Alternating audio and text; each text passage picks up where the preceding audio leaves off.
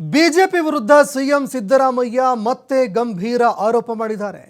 Corona ಸಂದರ್ಭದಲ್ಲಿ ಆಗಿರುವಂತಹ Covid ಹಗರಣಕ್ಕೆ ಸಂಬಂಧಪಟ್ಟಂತೆ ಮತ್ತೆ ಸಿಎಂ ಸಿದ್ದರಾಮಯ್ಯ ಪ್ರತಿಕ್ರಿಯೆ ಕೊಟ್ಟಿದ್ದಾರೆ. ಕೋವಿಡ್ ವೇಳೆ ಬಿಜೆಪಿಯಿಂದ ಕಳಪೆ ಔಷಧಿ ಖರೀದಿ ಮಾಡಿದ್ದಾರೆ. ಕೊರೋನಾ ಸಂದರ್ಭದಲ್ಲಿ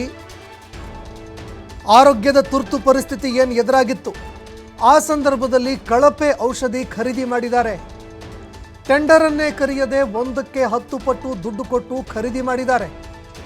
ಕೋವಿಡ್ ವೇಳೆ ಬಿಜೆಪಿಯವರು ಕೋಟಿ ಕೋಟಿ ಲೂಟಿ ಮಾಡಿದ್ದಾರೆ. ಇನ್ನು ಆ ಸಂದರ್ಭದಲ್ಲಿ ಆಗಿರುವಂತಹ ಈ ಲೂಟಿಗೆ ಅಂದಿನ ಸಿಎಂ ಮತ್ತು ಆರೋಗ್ಯ ಸಚಿವರೇ ಹೊಣೆ ಅಂತ ಸಿಎಂ ಸಿದ್ದರಾಮಯ್ಯ ಗಂಭೀರ ಆರೋಪ ಮಾಡಿದ್ದಾರೆ.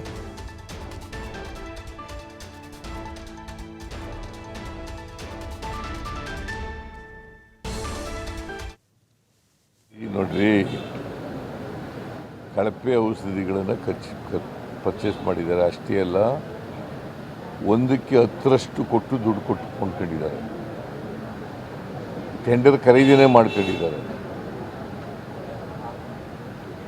ಗೊತ್ತಾಯ್ತಾ? ಸೊ ಅದು concern minister, chief minister responsible. ನೋಡ್ರಿ, ಕಳಪೆ ಔಷಧಿಗಳನ್ನು ಪರ್ಚೇಸ್ ಮಾಡಿದ್ದಾರೆ. ಅಷ್ಟೇ ಅಲ್ಲ, 1ಕ್ಕೆ 10ರಷ್ಟು ಕೊಟ್ಟು ದುಡ್ಡು ಕೊಟ್ಟು ಕೊಂಡ್ಕೊಂಡಿದ್ದಾರೆ. ಟೆಂಡರ್ ಖರೀದಿನೇ ಮಾಡ್ಕೊಂಡಿದ್ದಾರೆ.